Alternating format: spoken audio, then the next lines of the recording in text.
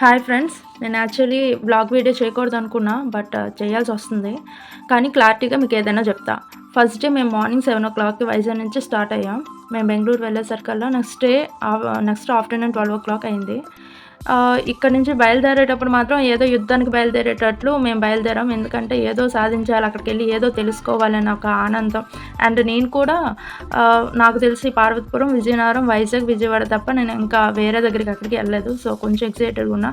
అంతేకాకుండా ఈ 2 బ్యాగులతోని, పిల్లలతోని అసలు చాలా ఇబ్బందయింది. అసలు ట్రావెలింగ్ చేయడమే వీళ్ళతో కష్టం. అలాంటిది ఇంత లాంగ్ జర్నీ ఫస్ట్ టైమ్ అసలు నేను చేయడం నా లైఫ్‌లో. సో, అందుకే కొంచెం భయంగా అసలు వెళ్ళాము. ఫైనల్‌గా బెంగుళూరు వెళ్ళి చేరుకున్నాం. చేరుకున్న తర్వాత కూడా అసలు వీడియో షేక్ అయిపోతుంది. ఎందుకంటే మరి 2 బ్యాగులతోని పిల్లలతో అసలు ఎలా వీడియో తీయను?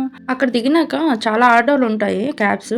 మీరు ఓలా గానీ, ర్యాపిడో గానీ ట్రై చేస్తే బెటర్ నా సజెషన్ ప్రకారం. ఎందుకంటే మీకు రేట్స్ కూడా తెలుస్తాయి బాగా.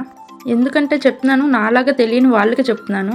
ఈ ఆటో ఎక్కాము. హాఫ్ అన్ అవర్ అయ్యింది మేము అక్కడి నుంచి వచ్చేసరికి, రైల్వే స్టేషన్ నుంచేసి. ఎందుకంటే ట్రాఫిక్ అదంతా ఉంటది. కొంచెం టైం పడుతది ఎలాగైనా. మీరు ముందు బయలుదేరితేనే హాఫ్ అన్ అవర్‌లో రావచ్చు. అండ్ నేను రాగానే ఒక విషయం జరిగింది. ఒక అబ్బాయిని తోసుకొని వస్తున్నాడు. అబ్బాయి చాలా గట్టిగా అరుస్తున్నాడు. నాకైతే చాలా భయమేసింది. అంటే ఏంట్రా బాబు ఇట్లానే ఉంటదా పరిస్థితి అని చెప్పేసి. అండ్ మీకు ఆపోజిట్‌గా మీరు అటు నుంచి వచ్చేటప్పుడు ఆపోజిట్‌గానే ఉంటది ఓపీ బ్లాకు. నెక్స్ట్ చూపిస్తానులెండి అది ఎక్కడుందనేది. అండ్ మేము వచ్చేసిన తర్వాత అక్కడ బయటన వెయిట్ చేస్తున్నాము. తోస్తారా ఏంటా అని చెప్పేసి. పాపం వీళ్ళు కూడా బాగా పీకిపోయారనమాట జర్నీ చేసేసి. సరే అని చెప్పేసి అక్కడ కూర్చొని అక్కడ పక్కన క్యాంటీన్ ఉంది. అదే హాస్పిటల్‌దే. ఒక 2 మీల్స్ పిల్లలకి ఒక పెరుగన్నం తీసుకున్నా. 2 మీల్స్ ఎంత అనుకుంటున్నారేంటి? ఒక మీల్ 40 రూపీస్ అక్కడ. ఫుడ్ అయితే మాత్రం కారం లేకుండా బానే ఉంటది. అయినా రేట్స్ కూడా కొంచెం బానే అనిపించింది. మన కాసి అయితేనే మీల్స్ 80 రూపీస్ గానీ ఇక్కడ మీల్స్ 40 రూపీసే.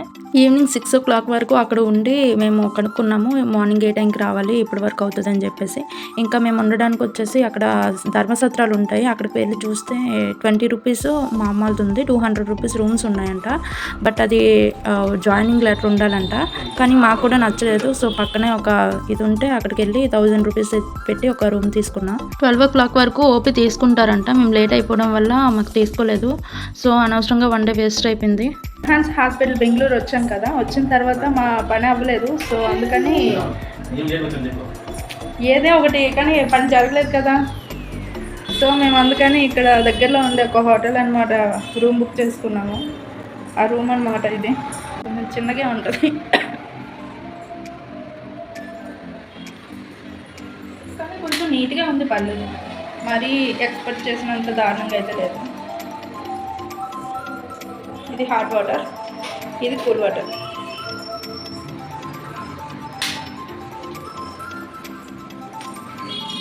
ఇక్కడ నుంచి వ్యూ కూడా కనిపిస్తుంది అన్నమాట. ఫస్ట్ టైం కదా బెంగళూరు రావడం, అందుకే కొంచెం ఎక్సైటెడ్గా ఉన్నాం.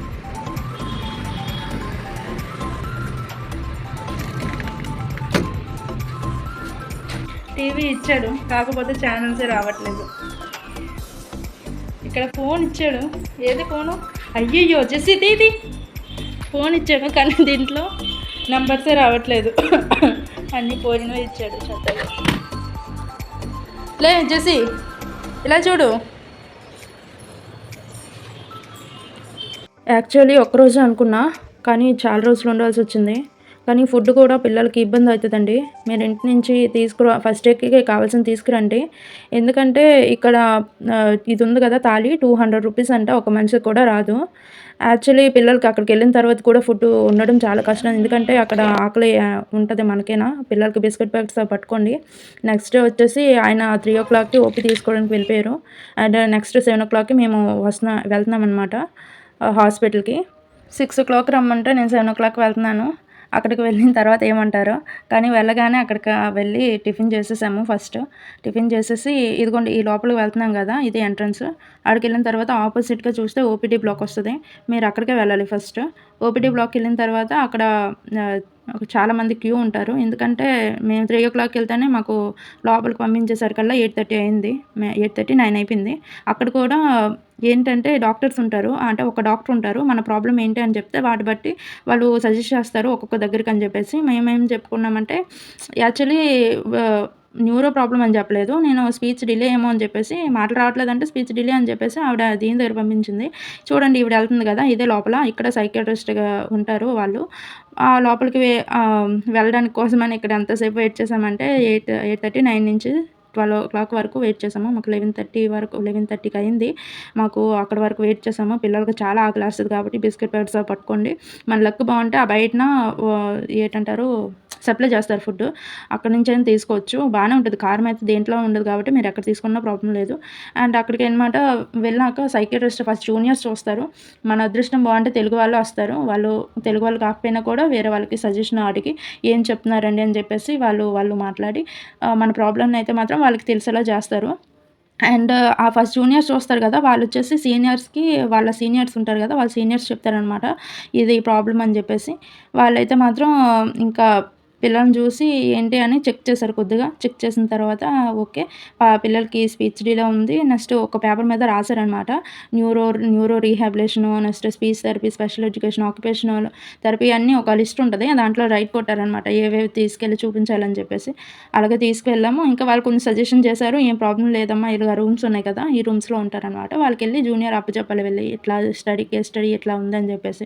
అండ్ మాకిలా చెప్పిన తర్వాత "ఇట్లా బయట ఆడిపించాలమ్మా, అదమ్మా, ఇదమ్మా" అని చెప్పారు.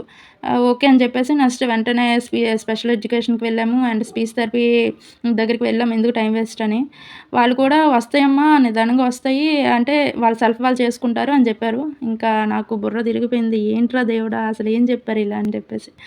ఎందుకొచ్చానా అని చెప్పేసి వన్ డే గడిచిపోయింది. తర్వాత నెక్స్ట్ డే న్యూరాలజీ దగ్గరికి వెళ్ళాము. సేమ్ 3:00 ఆయన వెళ్ళిపోయారు. నెక్స్ట్ డే నేను 6:00 వెళ్ళిపోయాను. వెళ్ళిన తర్వాత అంటే అక్కడ రూమ్ దగ్గర వెయిట్ చేయక్కర్లేదు. డైరెక్ట్ న్యూరో దగ్గరికెళ్ళిపోవచ్చు. యాక్చువల్లీ అక్కడ వీడియోస్ తీయలేదు. జస్ట్ అక్కడ బయటున్న ఫోటోస్ వరకే తీశాను. అండ్ ఇది యాక్చువల్లీ చెప్పాలంటే న్యూరో రీహాబిలిటేషన్ దగ్గరనమాట.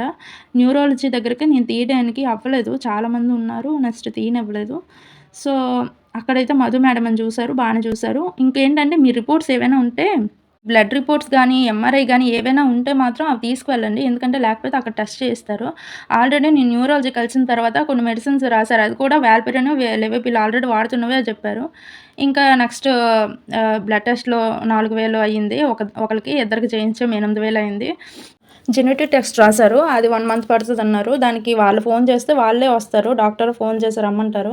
నెక్స్ట్ ఇంకో టెస్ట్ రాసారనమాట. న్యూరోకి సంబంధించి కాలుకి చేస్తారు. అదేదో టెస్ట్. దానికోసమని 1 డే ఉండిపోయాము. రిక్వెస్ట్ చేస్తే 1 డేకి ఇచ్చారు. లేకపోతే ఒక్కొక్కళ్ళకి 15 రోజులు ఇచ్చారు.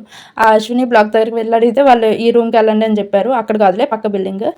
ఇదే టెస్ట్ అనమాట. ఈ టెస్ట్ కోసమని 1 డే వెయిట్ చేసి ఉండిపోతే ఆ ఫైల్ మొత్తం కూడా వాళ్ళు తీసేసుకొని ఒక కార్డ్ ఇచ్చారు. ఇది పట్టుకొని ఎప్పుడైనా రండమ్మా అని చెప్పారు. మనం వెళ్తే ట్యూస్డే మాత్రమే వెళ్ళాలి. అక్కడ బ్లాక్స్ వైస్‌గా బిల్డింగ్స్ ఉంటాయి కదా! అక్కడ ప్రతిదానికి కూడా రీహాబిలిటేషన్ ఉంటది. అక్కడ జాయిన్ అయిపోయిన వాళ్ళకి చాలా బావుంటది. బట్ మనం జాయిన్ అవ్వలేంగా అందుకే రిటర్న్ అయిపోయాము. జెనెటిక్ టెస్ట్ వచ్చిన తర్వాత మళ్ళీ వెళ్ళాము. వెళ్తే అనమాట ఇట్లా జెనెటిక్ ప్రాబ్లమ్ ఉందని చెప్పారు. దానికి మెడిసిన్ లేదన్నారు. థెరపిస్ట్ సజెస్ట్ చేశారు. ఓకే అని చెప్పేసి వచ్చేసాం.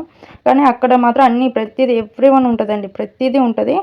రీహాబిలిటేషన్ దగ్గర ఇదొక బ్లాక్ అండి. ఇక్కడ యోగా, మెడిటేషన్ అన్నీ ఉంటాయి. నెక్స్ట్ ఇక్కడ కూడా మేము వెళ్లి చూపించాం రీహాబిలిటేషన్ దగ్గరకి కూడా. వెళ్తే వాళ్ళు కూడా థెరపిస్ట్ చెప్పారు. అండ్ జెనెటిక్ ప్రాబ్లమ్ అయితే మాక్సిమం థెరపీసే ఉంటాయి. ఇంకేం ఉండవు. నేనైతే మాత్రం యూనివర్సిటీ మొత్తం తిరిగేసాను. ఇంకా మార్నింగ్ నుంచి ఆఫ్టర్‌నూన్ వరకు యూనివర్సిటీ తిరిగాను.